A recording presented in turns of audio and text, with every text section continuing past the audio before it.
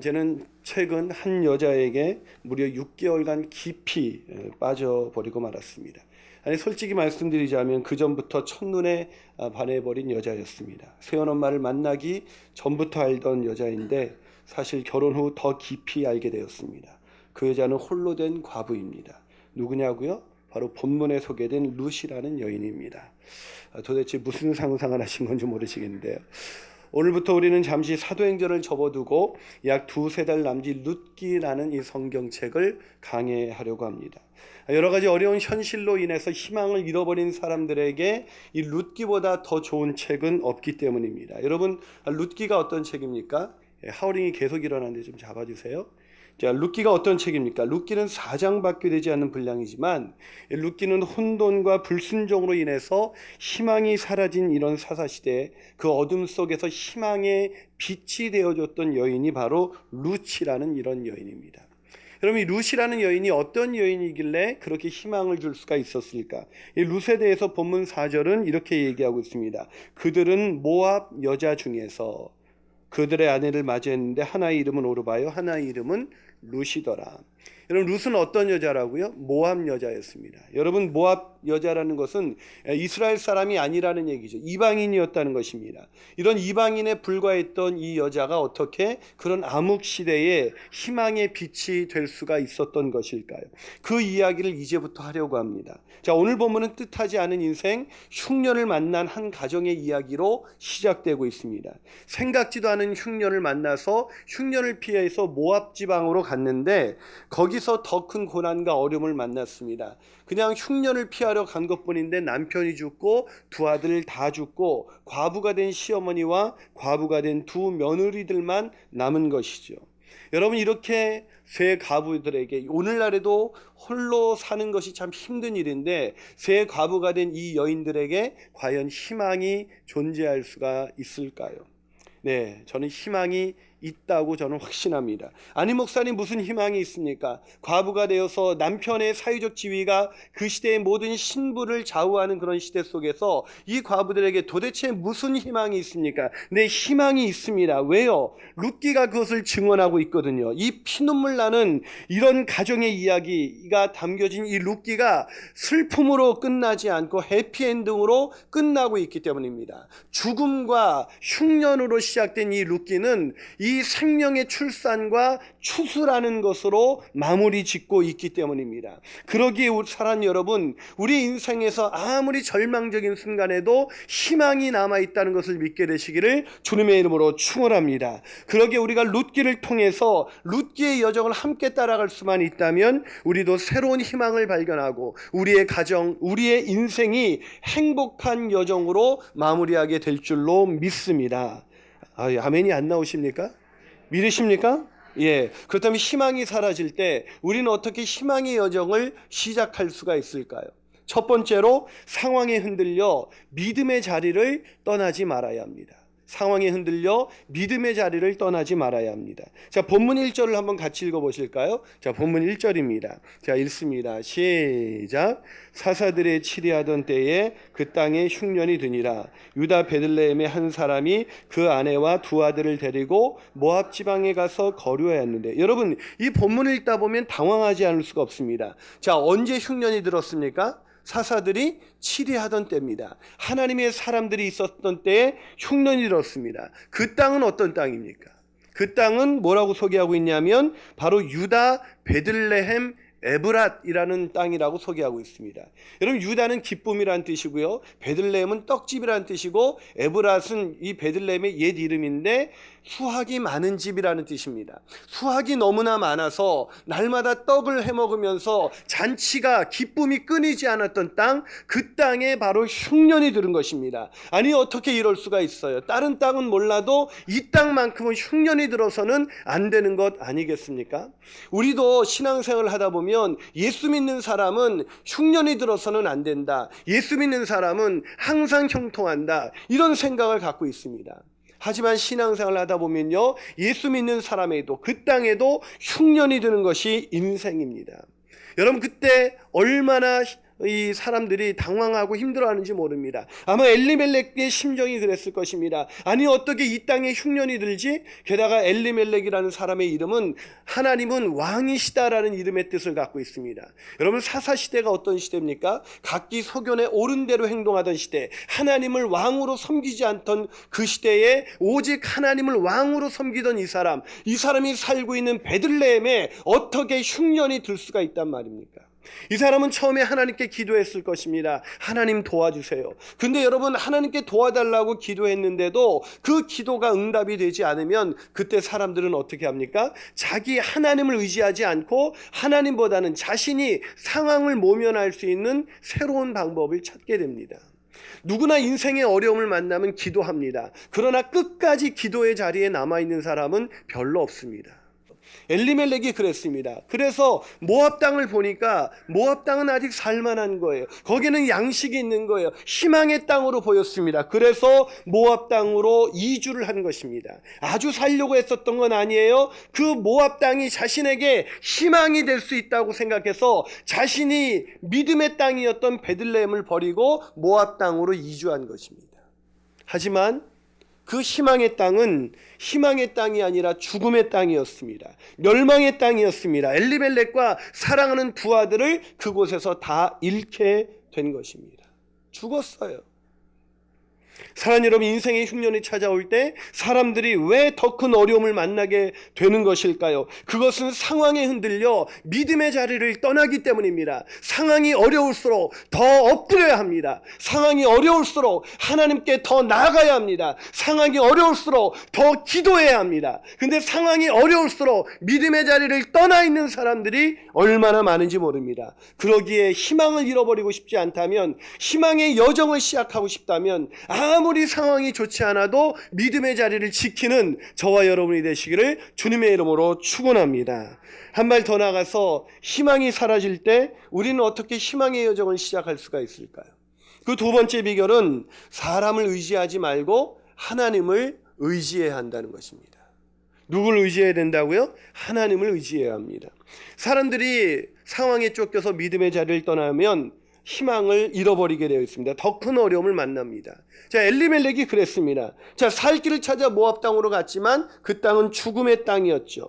자, 그 죽음의 땅에서 처음에는 입에 풀칠을 한다고 좋아했을 것입니다. 먹을 것이 생겼다고 좋아했을 것입니다. 그런데 그 먹을 것을 찾아간 그 땅에서 어떤 일이 일어납니까? 오늘 본문 3절을 한번 같이 읽어볼까요? 자, 본문 3절입니다.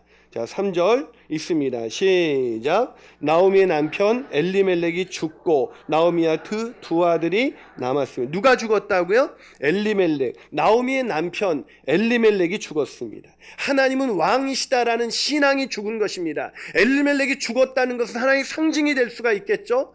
이 엘리멜렉이 하나님이 약속하신 그 믿음의 자리를 떠나는 순간 우리의 신앙은 무너지는 것입니다. 우리가 살 길을 찾아 인간적인 방법을 선택할 때 우리의 신앙은 죽는 것입니다. 왕이신 하나님이 더 이상 우리의 왕으로 자정하지 않습니다. 우리의 주인으로 자정하지 않습니다. 결국 하나님이 왕이시다라는 신앙을 포기했을 때 더 큰 어려움이 찾아왔습니다. 그건 바로 엘리멜렉이 죽은 것입니다. 얼마나 힘들었을까요? 살고 싶지 않았을 것입니다. 인생을 살아가면서 지금 사랑하는 남편을 잃는 것보다 더 큰 충격이 있을 수가 있을까요? 날마다 외로웠을 것입니다. 밤이면 불안했을 것입니다. 두려워지기 시작했을 것입니다. 도대체 앞으로 어떻게 살아야지라는 그런 막막함이 밀려오기 시작했을 것입니다. 하지만 성경은 나오미가 그 자리에서 그대로 주저앉지는 않았다고 기록하고 있습니다. 참 강인한 여자입니다. 본문 4절을 한번 읽어볼까요? 자, 본문 4절 다시 한번 읽습니다. 시작. 그들은 모압 여자 중에서 하나의 이름은 루시더라. 그들이 거기에 거주한 지 10년쯤에. 자, 나오미가 어떻게 했습니까? 새로운 인생을 시작했습니다. 왜요? 아직 나오미에게는 두 아들이 남아 있었기 때문입니다. 남편은 죽었지만 두 아들이 남아있는 이 나오미에게는 이 아들들이 희망이 되었습니다. 그래, 아들들 봐서라도 살아야지. 내가 이렇게 무너져서는 안 돼야지. 그리고 아들들을 의지하면서 아들들을 모압 여자 중에서 오르바와 룻이라는 여자를 맞아들여서 장가를 보냈습니다. 여러분, 장가를 갔다는 것은 단순히 결혼을 시켰다는 것을, 때가 되어서 결혼을 시켰다는 것을 의미하는 것이 아닙니다. 오늘 나오미는 새로운 인생을 시작하고 싶었던 것입니다. 새로운 전기를 마련하는 것입니다. 아들들을 의지하면서 다시 일어나 보자 라는 마음으로 그렇게 새로운 소망을 붙들고 일어선 것입니다. 아들이 장가가는 날 나오미는 얼마나 희망에 들떴을까요? 이 남편 엘리멜렉의 빈자리가 메꿔지면서 뭔가 새로운 시작을 해볼 수도 있다는 그런 꿈에 부풀르기 시작했을 것입니다. 다시 희망이 찾아온 것입니다. 그러나 여러분 아세요? 이런 인간적인 희망은 결코 오래가지를 않는다는 것입니다. 여러분, 사람을 의지해 보신 적이 있나요? 사람을 의지해서 뭔가 새로운 일을 시작해 보신 적이 있나요? 사람을 의지하면서 새롭게 뭔가를 시작하고, 자녀를 의지하고 배우자를 의지하면서 뭔가를 새롭게 다시 시작해 보신 적이 있으십니까? 그때 어떠셨어요?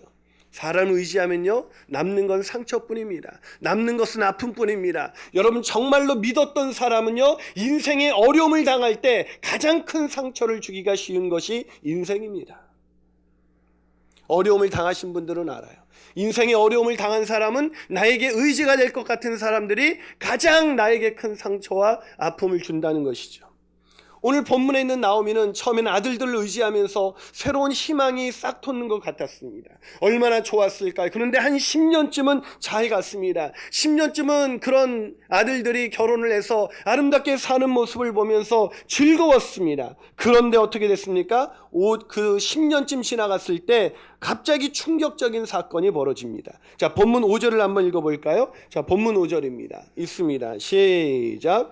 말론과 기럨 두 사람이 다 죽고 그 여인은 두 아들과 남편 뒤에 남았더라. 누가 죽었다고요? 말론과 기럨 두 사람이 다 죽었습니다. 여러분, 상처와 외로움과 이 아픔으로 얼룩졌던 과부에게 남편의 죽음의 충격이 이제 가셔지는가 싶었더니 그때 사랑하는 두 아들이 다 죽었습니다. 희망이 죽은 것입니다. 나오미가 붙들 수 있었던 마지막 희망마저 완전히 사라진 것입니다. 사랑하는 여러분, 부모가 언제 제일 힘이 듭니까? 부모라는 이름으로 이 땅에서 살아갈 때 가장 고통스러운 것은 내가 어려움을 당하는 것이 아니라 내 자녀가 어려움을 당하는 것입니다. 그러니 남편의 죽음도 충격이었겠지만 두 아들들이 다 죽었다는 것은 나오미에게 어떤 희망도 붙들 수 없는 완전한 절망을 의미하는 것입니다. 사랑하는 여러분, 이런 완전한 절망에 이르렀을 때 나오미가 깨달아야 되는 것은 무엇이었을까요? 그것은 내가 아무리 자식이라도 사람을 의지해서는 안 된다는 것입니다. 아무리 사랑하는 배우자라도 배우자를 의지하면서 살아가는 것이 인생이 아닌 것입니다. 여러분, 이런 절망적인 순간에 철로역정의 저자였던 잔 버전은 인생에서 견딜 수 없는 절망의 나락으로 떨어졌을 때 이런 고백을 했습니다. 만약 예수께서 나를 맞이하실 때 칼을 들고 나오실지라도 나는 그분의 발 아래 엎드려 내 몸을 던질 것입니다. 왜냐하면 그분만이 나의 최후의 희망이시기 때문입니다. 왜 철로역정의 저자 잔 버전이 자신의 인생의 모든 소망이 끊어졌을 때 아니 하나님이 칼을 들고 나오실지라도 그 발 아래 엎드립니까? 바로 예수 그리스도만이, 하나님만이 우리의 최후의 희망이 되시기 때문입니다. 사랑하는 여러분, 모든 희망이 사라질 때 그때야말로 우리가 다시 하나님을 의지할 때입니다. 우리가 인간을 의지했던 모든 소망이 끊어졌을 때 하나님을 의지함으로 다시 최후의 희망 되신 그분을 의지함으로 새롭게 희망의 역사를 써가시는 저와 여러분이 되시기를 주님의 이름으로 축원합니다. 마지막으로 희망이 사라질 때 우리는 어떻게 희망의 여정을 다시 시작할 수가 있을까요? 그 세 번째 비결은 아무것도 할 수 없을 때 하나님의 일하심을 믿어야 합니다. 뭐라고요? 아무것도 할 수 없을 때 하나님의 일하심을 믿어야 합니다. 여러분, 두 아들마저 다 죽었습니다. 이제 모든 희망이 다 끊어진 것입니다. 이제 남은 거라곤 과부가 된 자신과 과부가 된 두 며느리뿐이었습니다. 여러분, 이보다 더 절망스러울 수가 있을까요?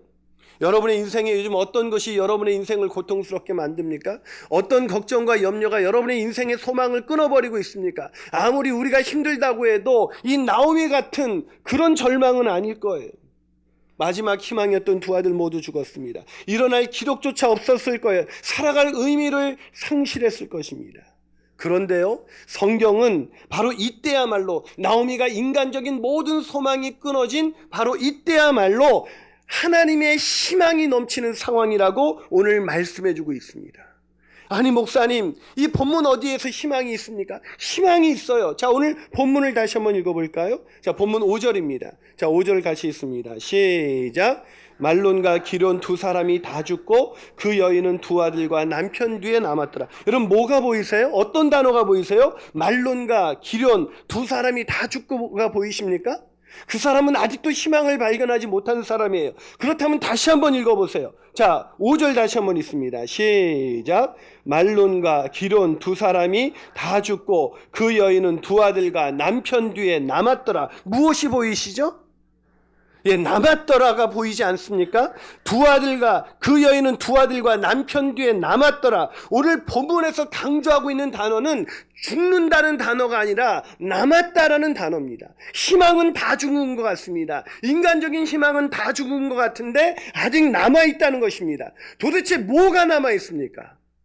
목사님, 이 과부들에게 도대체 뭐가 남아있습니까? 남아있습니다. 뭐가요? 하나님의 일하심이 남아있습니다. 하나님의 역사하심이 남아있습니다. 그걸 어떻게 하냐고요? 오늘 본문에 이어지는 룻기 1장 6절을 한번 읽어보시겠습니다. 자, 룻기 1장 6절 다 같이 한번 읽습니다. 시작. 그 여인이 모압 지방에서 여호와께서 자기 백성을 돌보시사 그들에게 양식을 주셨다함을 듣고 이에 두 며느리와 함께 일어나 모압 지방에서 돌아오려 하여. 여러분 보이십니까? 그 여인이 모압 지방에서 무슨 얘기를 들었어요? 여호와께서, 잘 읽어보세요. 성경에 여호와께서 자기 백성을, 다시요, 여호와께서 자기 백성을 돌보시사. 믿으십니까? 누가 돌보셨다고요? 여호와께서, 하나님께서 자기 백성을 돌보셨다는 것입니다. 여러분, 언제예요? 언제 여호와께서 자기 백성을 돌보시기 시작했습니까? 이 나오미와 그 가정이 모든 소망이 끊어졌을 때, 아무것도 할 수 없을 때, 어떤 소망도 붙들 수 없을 때, 마지막 희망마저 다 끊어졌을 때, 그때 여호와께서 자기의 백성을 돌보신다. 왜요? 하나님은 결코 우리를 포기하지 않은 우리의 하나님이시기 때문입니다. 우리의 주님이시기 때문입니다. 그러기에 우리의 모든 소망이 끊어질 때도 우리는 희망이 있습니다. 왜요? 하나님이 그의 백성을 포기하지 않기 때문인 것입니다. 믿으십니까? 정말로 믿으십니까? 그렇다면 절망하지 마십시오. 희망을 잃어버리지 마십시오. 모든 희망이 끊어졌을 때도 우리에게는 희망이 있는 것입니다. 그러기에 희망을 다시 찾고 싶다면 다시 믿음의 자리로 돌아와야 합니다. 희망을 찾고 싶다면 다시 하나님을 의지함으로 하나님께서 나에게 살 길을 열어주신다라는 것을 믿고 나가시기를 주님의 이름으로 축원합니다. 이 웰 보엔이 쓴 불평 없이 살아보기라는 책, 여러분 작년에 제가 추수감사절 때 이 책을 인용하면서 우리가 같이 이 밴드를 차지 않았습니까?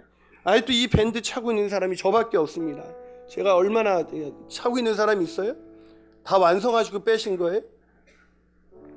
이 불평 없이 살아보기라는 책을 쓴 이 웰 보엔이 그 책에 보면 사우스캐롤라이나 주의 코네이의 외곽에 있는 한 관광지, 즉 와카모 강이라는 그 지역에서 사는 한 가정의 이야기를 들려줍니다.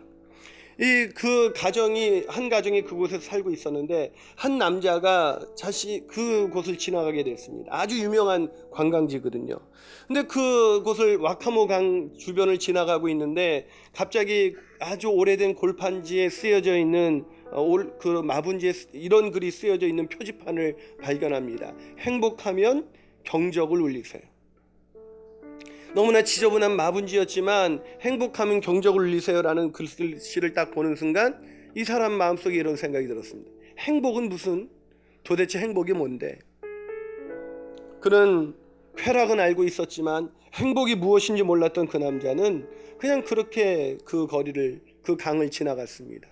근데 몇 주가 지나서 다시 가족들과 함께 그 길을 지나다가 자신도 모르게 경적을 빵 하고 울린 거예요.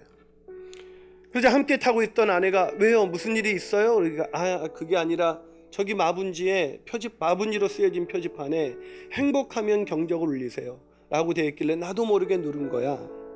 그러자 이 말을 듣던 4살짜리 그 딸아이 리아라는 그분의 딸이 껄껄거리면서 웃습니다.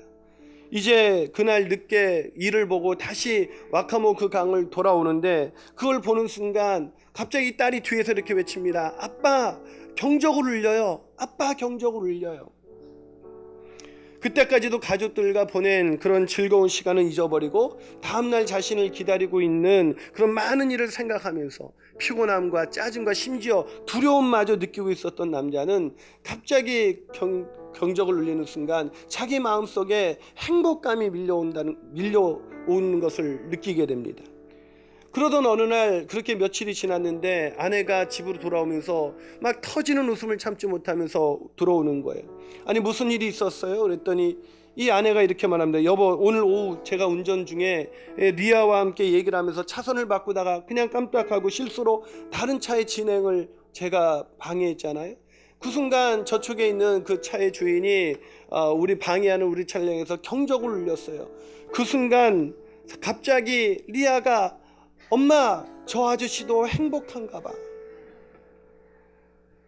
아이는 얼마나 아름다운 시각을 갖고 있는가. 그 표지판의 경험으로 인해 우리 사랑하는 딸아이에게 경적은 오직 하나만을 의미하는 것이었습니다. 그것은 바로 행복이었습니다. 잠시 보험을 했던 그 남자는 그 표지판을 세운 사람이 갑자기 궁금해졌습니다. 그래서 표지판을 세운 사람을 찾아갔더니 표지판을 세운 사람이 바로 고등학교 야구 코치였어요. 그래서 왜 이런 표지판을 세웠냐고 물었더니 자초지종을 들려주기 시작했습니다. 그 야구 코치는 사랑하는 아내와 여인을 만나서 결혼을 해서 그 해변가에서 행복하게 살면서 야구 코치 선수 생활을 하고 있었던 것입니다. 그런데 어느 날 청천벽력 같은 소식이 들려옵니다. 아내가 병들었는데 살 날이 4개월 내지 길어야 6개월밖에 살 수가 없다는 것이었습니다. 충격과 분노, 그 분노에서 벗어나지 못한 채 절망에 빠진 이 남자는 한참을 울다가 결국 할 수 없이 아내가 있는 그 병원 침대를 집으로 옮겨왔습니다. 그리고 아내는 그렇게 어둠 속에서 죽음을 기다리고 있었습니다. 남편은 아내를 병간호하면서 그냥 늘 밖에 나서 담배를 피곤 했는데 어느 날 그렇게 앞에서 그냥 계단, 자기 그 집 앞에 계단에서 이렇게 앉아 있는데 갑자기 가장 유명한 관광지였던 그곳으로 수많은 차들이 달리는 그런 자동차 소리가 들려오기 시작했습니다. 그때 내 아내는 죽어가고 있지만 행복은 그녀와 함께 사라지지 않는 것이구나 라는 그런 생각이 불현듯 들기 시작했습니다. 그래서 표지판을 세워서 행복하면 경적을 울리세요. 사랑하는 가족들과 함께 여행을 떠난 가장 행복한 순간을 행복하다고 느끼지 못한 채 지나가는 수많은 사람들에게 행복하면 경적을 울리세요라는 그런 마분지에다가 글씨를 써서 그 표지판을 세운 것입니다. 그날부터 사람들이 지나가면서 경적 소리가 울려지기 시작합니다. 여기서도 빵, 저기서도 빵, 빵빵거리는 소리가 들리기 시작합니다. 그러자 경적을 잘 울리지 않던 지역에 경적 소리가 나니까 아내가 묻습니다. 죽어가는 그 아내가 여보, 왜 갑자기 이렇게 경적 소리가 들려요? 그러자 그 아내에게 남편이 말합니다. 당신이 죽어가지만 나도 이것이 슬픔이고 이것이 절망이라고 생각했는데 당신은 죽어가지만 행복은 아직도 당신과 나와 함께했던 이 행복한 시간은 남아있다는 그 사실을 깨닫고 사람들에게 행복하면 경적을 울리라고 내가 그렇게 마분지에 썼거든. 그 다음 날부터 놀랍게도 계속해서 경적 소리가 들립니다. 경적 소리가 끊임없이 들으면서 이 여인은 놀랍게도 희망을 품기 시작합니다. 가장 절망적인 순간에, 가장 고통스러운 순간에 행복을 느끼기 시작합니다. 그리고 놀랍게도 이 여인은 행복을 되찾아서 6개월이 지났는데도 아직도 1년이 넘도록 그 행복한 순간을 보내고 있었던 것입니다. 웰보에는 말합니다. 불평 없이 살기 위해서는 당신이 긍정적인 태도로 자신의 삶을 재구성하는 것을 도와주고 당신이 어떠한 상황에 처하든지 그 상황에서 좋은 점을 찾아내도록 도와주는 안내자 역할을 할 수 있는 사람을 찾아야 합니다. 당신이 이 도전을 그만두고 싶을 때 당신을 격려하고 당신이 이 도전을 완수할 수 있도록 응원하는 지지자가 필요한 것입니다. 사랑하는 여러분, 이것이 불평 없이 사는 인생에만 필요한 것일까요? 아니요, 희망을 잃어버린 사람들, 갑자기 찾아온 인생의 흉년으로 인해서 절망에 빠진 사람들, 이 절망에 빠진 사람들에게 아직 희망이 남아있다고, 여호와께서 그의 백성을 돌보시기에 아직도 희망이 남아있다고 그렇게 믿고 싶어하는 사람들에게 누군가가 들려줘야 되는 이야기는 아닐까요? 사랑하는 여러분, 가장 절망적인 순간에 오히려 희망은 있습니다. 우리가 아무것도 할 수 없을 때 오히려 희망은 있습니다. 왜요? 하나님이 우리 인생의 최후의 희망이 되시기 때문입니다. 그렇다면 지금 절망하십니까? 아니요, 아직 희망이 남아 있습니다. 기도하시겠습니다.